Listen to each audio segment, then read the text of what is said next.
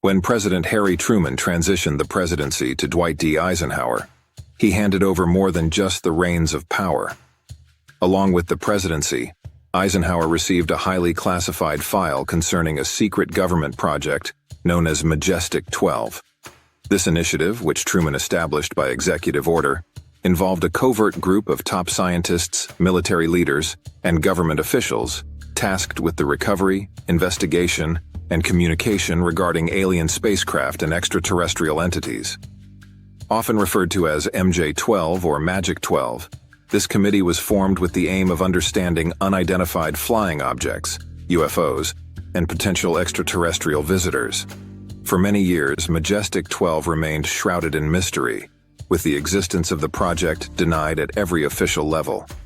However, in the mid-1980s, documents purportedly related to Majestic 12 began to surface, first circulated among ufologists. These leaked documents set off a firestorm of speculation, suggesting that Eisenhower himself had taken a direct interest in extraterrestrial matters, including secret meetings with beings from beyond our planet. Rumors of these clandestine encounters have persisted, with claims that Eisenhower met extraterrestrials not once, but at least 3 times. Once at Edwards Air Force Base in California, and twice at Holloman Air Force Base in New Mexico. These encounters have been the subject of heated debate for decades, raising an intriguing question. Could a sitting U.S. president have really met with beings from another world? Eisenhower's interest in extraterrestrials. President Eisenhower, a 5-star Army general and supreme commander of Allied forces during World War II, was no stranger to leadership under pressure. His interest in UFOs and life beyond Earth is well documented, even though much of it was kept out of the public eye. Some reports suggest that Eisenhower believed it was possible that extraterrestrial life existed, and that the government was already engaged in investigating UFO sightings and potential alien contact. One of the most compelling incidents occurred while Eisenhower was on a vacation. He was spending time in Palm Springs, California, when he vanished for several hours during a Saturday afternoon, missing a planned public dinner that evening. The media quickly noticed his absence and questions arose about his whereabouts. In response, the White House press secretary issued a statement saying that Eisenhower had chipped a tooth and had gone to see a dentist. However, this explanation has not held up under scrutiny. The Eisenhower Presidential Library contains no record of a dental visit during this trip, nor is there any mention of a chipped tooth in Eisenhower's medical or dental history. In fact, some researchers and UFO enthusiasts believe that the chipped tooth story was a cover-up to conceal a far more extraordinary event, a secret meeting between Eisenhower and extraterrestrials at nearby Edwards Air Force Base. This theory has gained traction over the years, bolstered by the testimonies of individuals who claim to have had first-hand knowledge of the event. William Cooper's Revelations 1. Such individual is William Cooper, a former member of the Naval Intelligence Briefing Team, who is considered a credible source due to his access to classified information. Cooper's research into the matter led him to documents that reportedly confirmed contact between extraterrestrial beings and Earth's governments. According to these documents, the extraterrestrials had warned of the planet's self-destructive path and had expressed a desire to assist in establishing global peace. Eisenhower, intrigued by the possibility of forging a relationship with these beings, agreed to a meeting. This alleged first meeting took place at Edwards Air Force Base, where Eisenhower is said to have met with a group of Nordic-looking extraterrestrials. These beings were described as tall, fair-skinned, and blonde-haired, resembling humans from Scandinavia or Northern Europe. Nordic aliens, as they are commonly referred to in UFO literature, are believed to come from the Pleiades star system. They are often depicted as peaceful beings with advanced technological capabilities, who wish to help humanity evolve and avoid global destruction. Navy Commander Charles L. Suggs, another figure in the story, claimed that his father attended the meeting between Eisenhower and the Nordic aliens. According to Suggs, the discussions were civil, and Eisenhower attempted to negotiate a treaty with the extraterrestrials. However, one of their demands, that the U.S. stop all nuclear weapons testing, was unacceptable to Eisenhower. Without an agreement, the Nordic aliens reportedly departed, leaving no formal treaty in place. The Holloman Air Force Base encounter. The The extraterrestrials did not give up on their attempt to make contact with Earth's governments, and a second meeting allegedly took place at Holloman Air Force Base in New Mexico. Unlike the first encounter, this event had far more witnesses, and the details of what transpired are even more striking. Several accounts suggest that multiple UFOs were spotted in the sky around the airbase. Witnesses, including over 300 people, claim to have seen 3 UFOs land, one of which reportedly touched down just 200 feet in front of Air Force One, which had brought Eisenhower to the base. Another UFO hovered overhead as if keeping watch, while a third disappeared from view.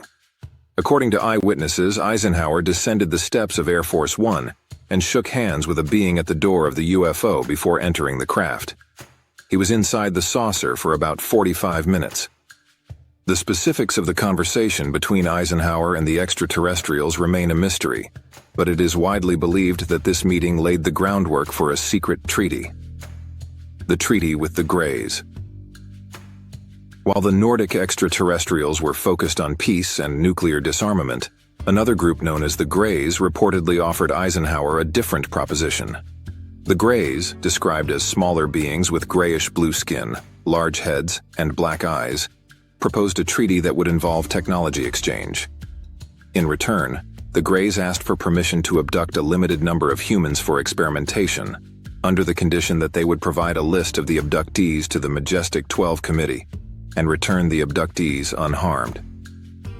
The terms of the treaty were allegedly as follows. The U.S. government would not interfere with the Greys' activities as long as they abided by their agreement to limit the abductions and return abductees safely. In exchange, the Greys would assist the U.S. with technological advancements, including propulsion systems, communication technologies, and possibly even weapons development. The treaty also stipulated that the Greys would not make any agreements with other nations on Earth, and the general public would not be informed of their existence. More sightings and UFO landings. Over the years, there have been numerous reports of additional UFO landings at Holloman Air Force Base and other military installations. In one instance, captured on film, UFOs were tracked entering the airspace around Holloman.